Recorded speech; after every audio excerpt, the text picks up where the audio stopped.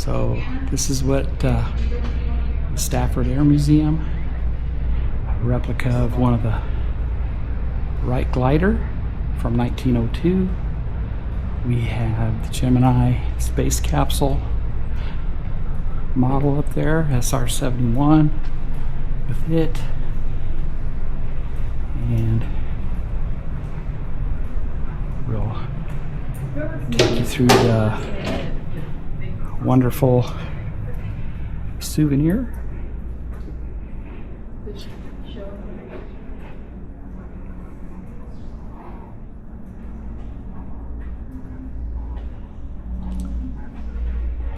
And as we enter the museum, we need to go to the right, and we come into the beginning of flight. We have replica of the Wright Flyer, first flight, Kill Devil Hills, North Carolina. We have the Wright Cycle Company in Dayton, Ohio.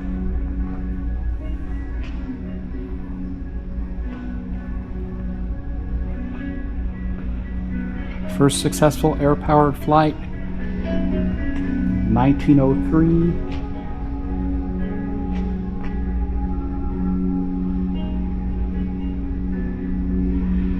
Moving on, we have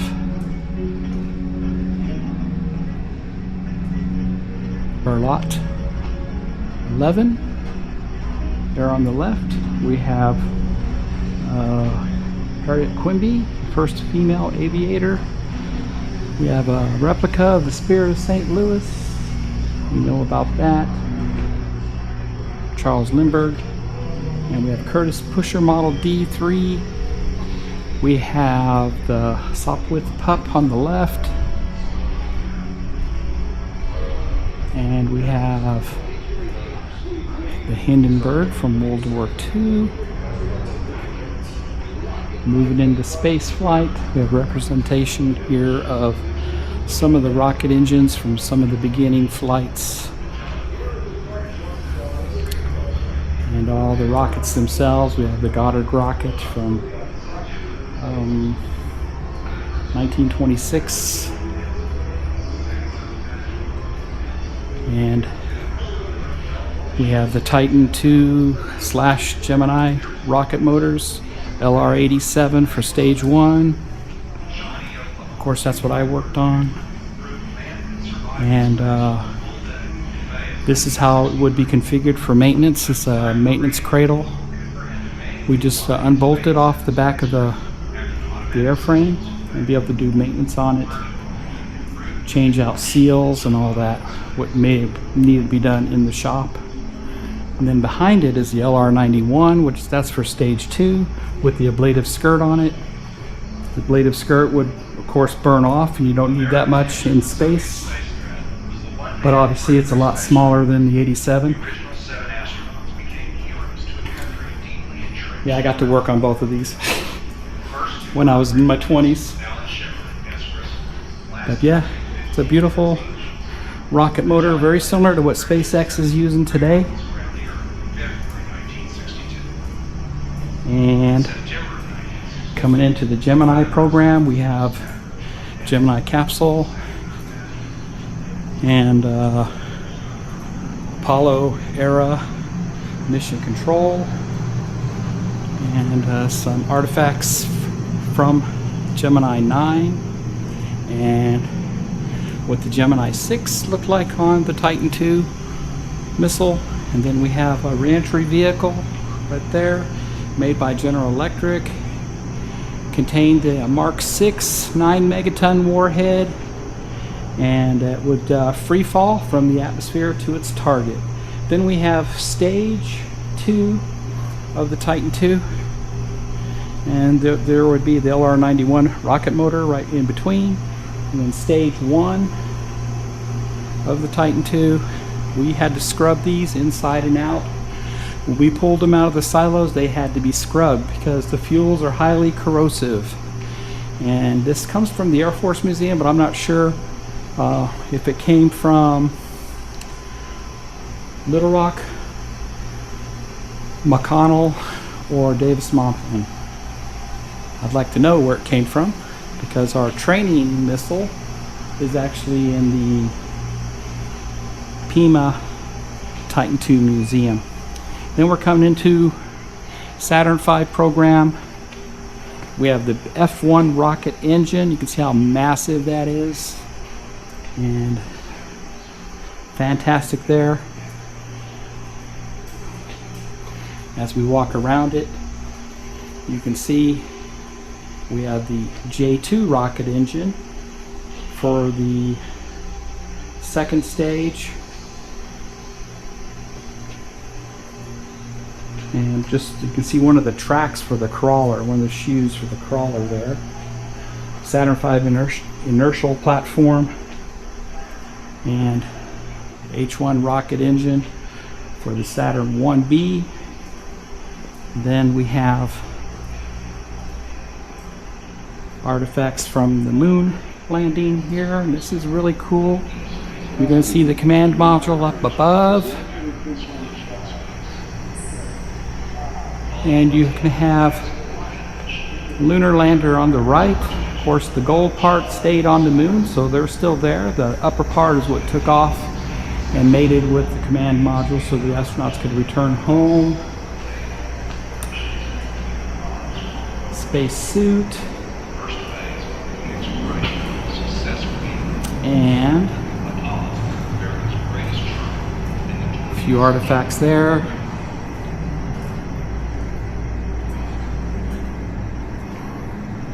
Walking around a little more,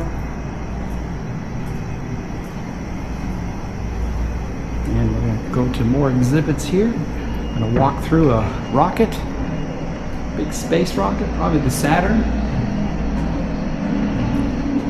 And we got the space shuttle model there, leading edge. We have the thrust chamber for the space shuttle, 2-duct power head.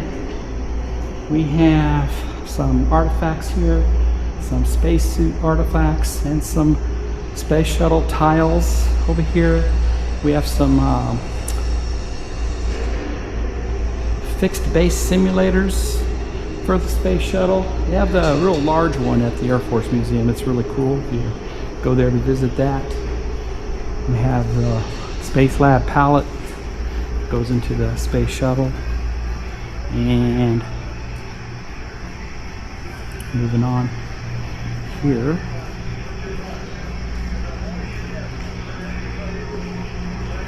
you see the ISS, International Space Station, currently up there. It's going to be decommissioned eventually. It is pretty old and decrepit, so hopefully it gets decommissioned soon. We have a replacement for it. And it's cool here. We'll go look at some of the aircraft that General Stafford flew. On the right is the F-86. And to the left is a replica of the Bell X-1, made famous by Chuck Yeager, breaking the sound barrier for the first time. The Right Stuff featured this aircraft. And then you move on to the right, you have a very nicely restored MiG-21 from the Soviet Union. And then to the left here we have a T-38 Talon, #1 trainer for the Air Force, but also a chase aircraft for NASA. Very nice. These T-38s were for undergraduate pilot training, so there were numerous of them at numerous bases. Of course we had that out at Williams Air Force Base in Arizona, and that's what it looks like. The F-5 looks very similar to it, but obviously it's a fighter version. And we have the F-16 right ahead of us. It's a two-seat F-16. We have the little boy MK-84 bombs, but yeah, this MiG-21 is fantastic. And then we get the stealth fighter, the F-117 stealth fighter. Let's walk around it.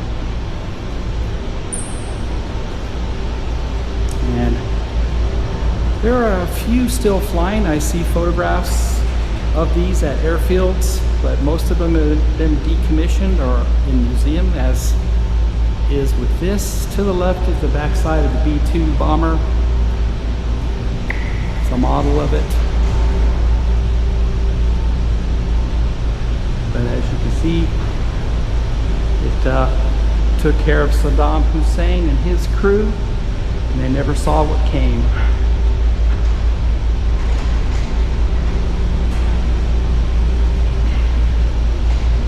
Moving on.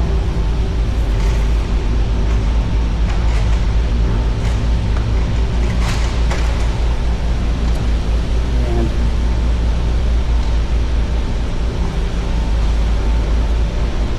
super cool.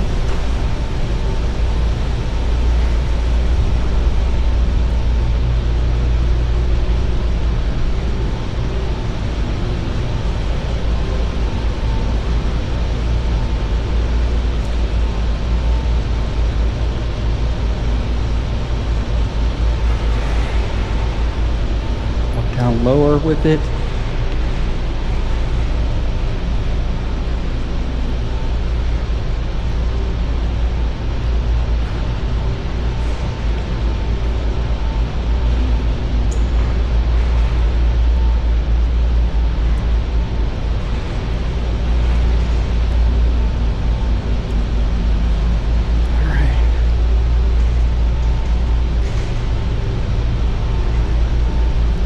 Around.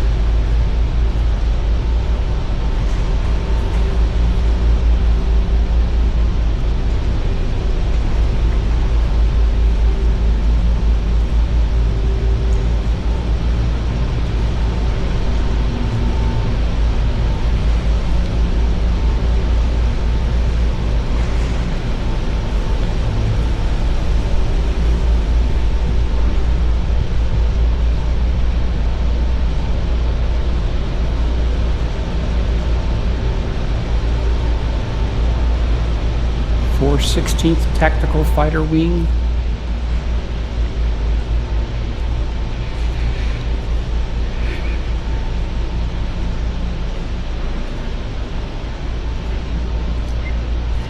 And moving on.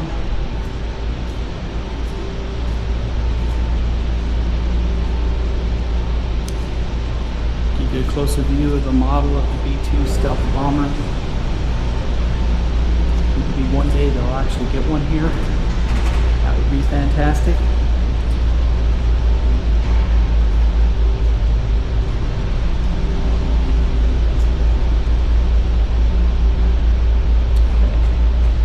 Let's exit this. I'm glad you came along and joined me for this.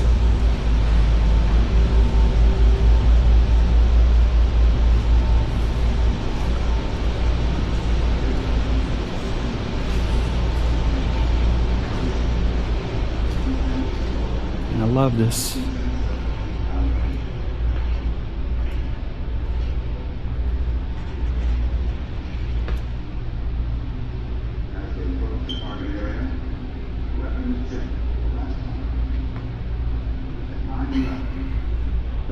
Very cool there. We'll head out.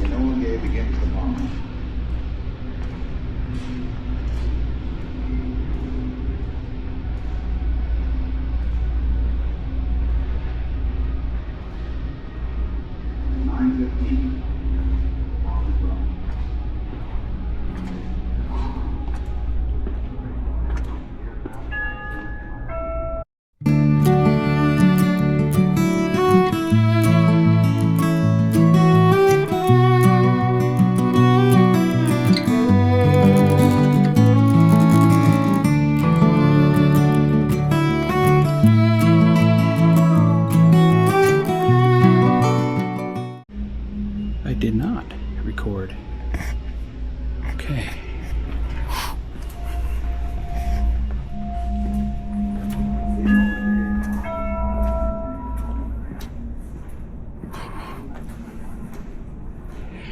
I walked around and I didn't even record. Gonna do it again. don't get old because you forget to do things. I lied. I need one more. All right, we'll try this again.